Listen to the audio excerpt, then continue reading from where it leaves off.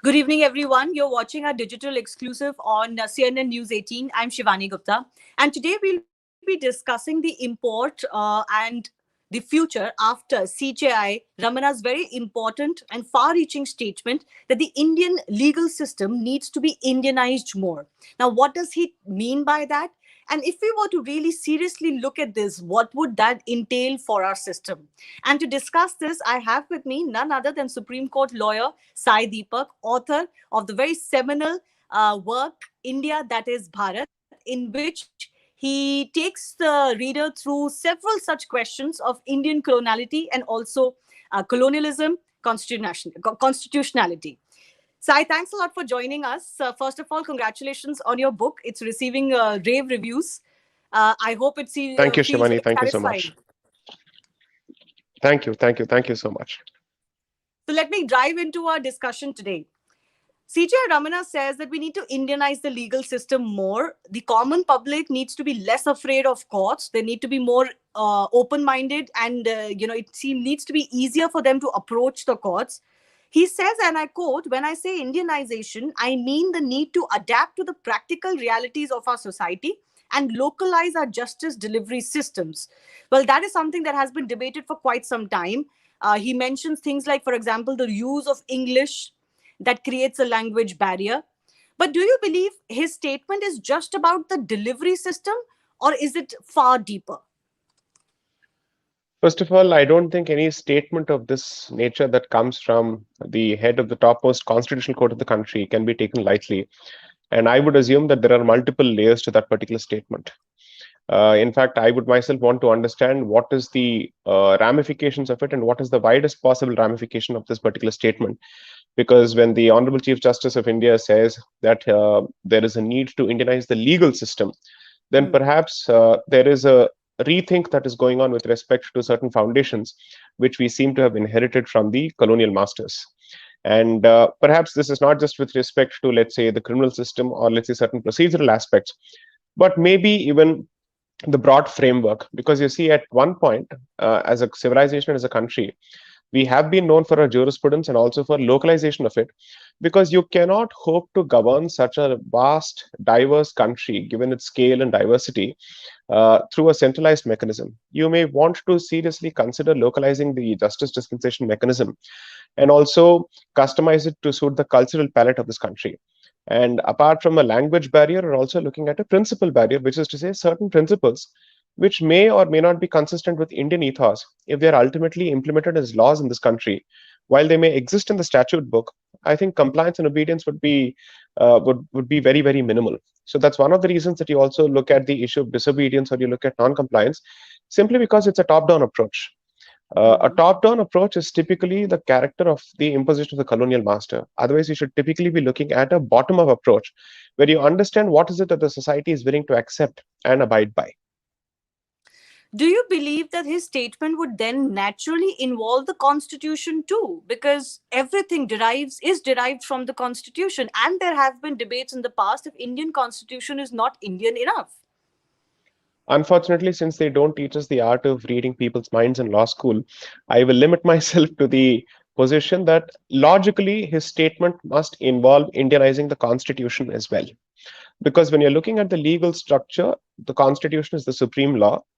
And therefore, I think perhaps there is a welcome discussion or a welcome move towards revisiting the constitution and understanding whether the fundamental framework that we have implemented as part of the constitution, the architecture itself, which Dr. Ambedkar himself admitted is a direct import of the Government of India Act of 1935, which was the second British-made constitution for India, which was in turn based on the first British-made constitution, which was the Government of India Act of 1919.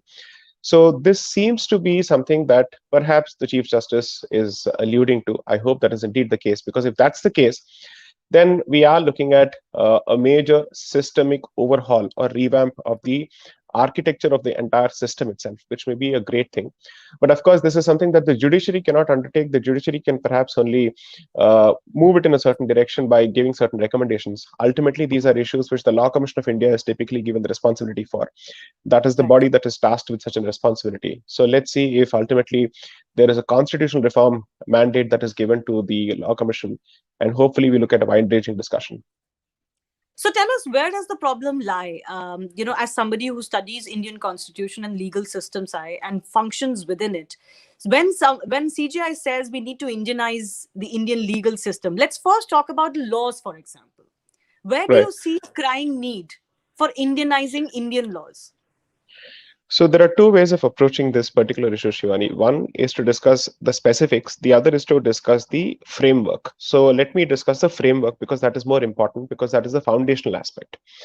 Now, not to sell the book on your show, but this is something that I specifically allude to in the book in India, that is Bharat, which is to say the basic legal structure that we have inherited from the British masters or former British masters is a structure that operates under the assumption that Indians are barbaric, Indians are uncultured, they don't understand the concept of law, that you need the stick to constantly rein them in, that they are incapable of, let's say, internalizing the concept of rule of law, that democracy is alien to them, that democratic institutions are fundamentally alien to them. That was the very specific intention that they capture in a seminal report called the Indian Report, or sorry, the Report on Indian Constitutional Reforms, which was published in July 1918, which forms the basis of the 1919 Government of India Act, which was the first constitution for India, which is therefore the basis for the 1935 Act, which in turn is the basis for the Constitution of 1950.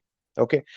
So, if as an independent country, you continue to use an infrastructure which is meant for top down imposition and treats its own citizens as savages who are incapable of complying with the law, then clearly this has a very non participatory character. Then the people are not meant to be treated as participants in this dialogue. They are merely meant to comply with whatever is it that the government lays down. And that effectively results in a system where the government has a certain goal in mind, whereas the people have a certain objective in mind. And therefore, you constantly look at issues of non compliance. You look at issues of illegality. There is not a single jurisdiction which does not try to ensure that whatever they implement by way of law is as close to their cultural and civilizational ethos as possible. That is the only way you get compliance. If a principle is completely alien to your culture or is completely alien to the way you think, then the first human reaction is resistance to say, why Mm. should I follow this? This is not even consistent with what I believe in as a society. So I think if we move in this particular direction, and therefore start certain fundamental conversations which have been long pending. According to me, these are conversations that we should have had immediately after, let's say independence, because after a 10 to 20-year period, we'd have realized whether the constitution is working for us or not. At the So, very least, after the emergency period, we should have had this discussion. so when you say that they are fundamentally different or in conflict with the ethos of the Indian public, could you give us an example where this Okay. plays out? So one possible example could be the concept of rights and duties. Hmm. So, as a society, we have struck a decent balance prior to the constitution as a civilization between the concept of rights and duties, where duties are given a certain degree of importance, perhaps much more than we give them today. A Hmm. duty, or for instance, a right is typically seen as a necessary condition precedent to discharge a duty, which is कर्तव्य पालन के लिए आपको जो अधिकार की जरूरत पड़ती है वही आपको दिए जाते हैं. Okay. Hmm. Now, increasingly, if you look at the rest of the world, from environment to other aspects, societal responsibility and duty is what the conversation is beginning to become about. Because you realize that if you have a completely rights based discourse, then Hmm. everybody has rights and everybody thinks that they're entitled to something, but they do not have a countervailing opinion as far as a duty is concerned. Okay. So, Hmm. when we speak of rights and duties, fundamental rights are enforceable, whereas fundamental duties are not enforceable in the Constitution. Okay, Yeah. that imbalance exists. So that is something that That is perhaps in the chief justice conflict may with want to take a our, look at. you believe that is in conflict with our natural Indian ethos, with the way our ancient civilization 100%. used to run. Because this, legal judicial system, not to be confused with justice, Right. often, is something we have just derived, Correct. from the Anglo-Saxon system. Correct. My question also is that we had systems and democracies and very very large swathes of parts of the Indian subcontinent being ruled under a single system for Correct. centuries, for thousands of years. Is there Right. something which is the Indian judicial way, as opposed to what we follow today? See, because since it has been a vast civilization, no particular rule has been observed or followed across the length and breadth of this country uniformly. Therefore, Mhm. it has been localized, it's been customized, it's been contextualized. However, the concept of dharma itself is uniform, which happens to be the reservoir or repository from which you would draw your moral principles, your legal principles, and your ethical principles. And dharma is not to be conflated with religion. It is actually perhaps the best equivalent for that in English is is justice. Okay, so moral conduct or righteous conduct or justice seems to be the best possible translation for dharma. So we have had those systems. Here's the irony, which perhaps your viewers may want to pay attention to. The concept of Indian legal systems gets more attention and credibility in law schools and law departments outside of Bharat than in this country. So legal education in this country itself has zero respect for Indian legal jurisprudence or Indian legal philosophy and thought. So you must start with legal education, and that's when it will reflect in policy itself. Hmm. I want to understand from you that if we were to derive an example of how we used to do it in ancient India, for Right. example, simple things, how did we control crime then? What was the way to dispense justice if somebody Right. stole, if somebody committed a murder, and things like that? Is that different from what we do today?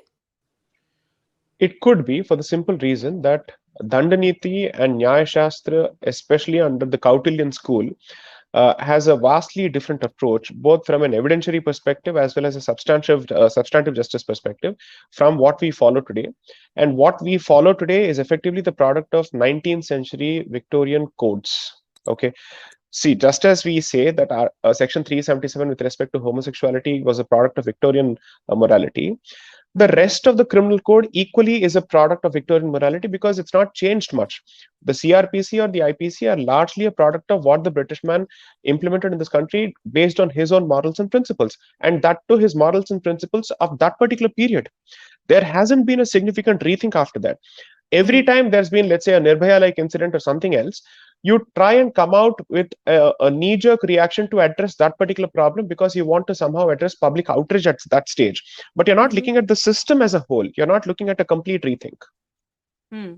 So you believe that there is an alternative that lies here, that we can revamp the Indian legal judicial system. I use that term very, very consciously. I don't want to call it Right, the Indian justice system, but the Indian legal judicial system, of what we right. believe is legal and what we believe our courts are supposed to do. Do you believe that a fundamental shift is possible? One, a fundamental shift is possible, but I want to make an extremely important cautionary observation here that when we say that we must draw from our own culture and philosophy, the idea is not to say that we must recreate the past. We are Mhm. looking for principles which we have come out with and test them on the anvils of how contemporarily can they be applied to our current challenges. So you're looking at a fairly balanced blend of the past as well as the present to address the needs of the present as well as the future. So you're looking at a hybrid structure. You can't Hmm. have completely from the past, and you shouldn't be slavishly importing from the west. You're looking at a balance, a middle path. So when you say slavishly importing from the West, what comes to mind? Like what have we just slavishly imported, apart from, let's say, the homosexuality law that used to I'll give exist? you a direct example. So, if you happen to be a student of law or even a practitioner of law, we call ourselves a common law country, which is to say that assume for a moment that there is no specific legislation to address a situation in this country, then courts are expected to fall back on what is known as common law principles. Okay. Hmm. Common law principles are actually traceable to biblical principles directly, as set out by the Privy Council in the UK itself, saying common law is the law based on the revelation in the Bible. And therefore, every principle of common law that we want to apply in this country, we look for English judgments without realizing that these judgments and the principles come from a very specific theological origin. Okay, and we proudly call ourselves common law countries. अंग्रेज जा चुके हैं और फिर भी आप अपने आप को कॉमन लॉ कंट्री अगर आप कहते हैं, then this is exactly the creature that is called the brown sahib who continues to occupy our institutions. That is the specific colonial mentality that Justice Ramana is referring to. Hmm. And if there was something that on the top of your head that you believe should be the first thing that should be changed to draw from Indian Indic principles and Indianize it so that it is more approachable to the public, more acceptable by the public, is there something like that that comes to your mind? The fount of constitutional morality, the constitution itself. Hmm. I So think that's you're the looking. first document that must be subjected to it. Okay. Let me talk about some of the things we have grabbed from Westerners. And one of the things, as the Constitution now says, is that we are a secular democracy. Right. Now, secularism was supposed to be fundamentally the separation of state and church. But Correct. here, we've not really done that. We do control temples in India, and only temples in India, which is an even worse form of the, Correct. the way we've dealt with these things.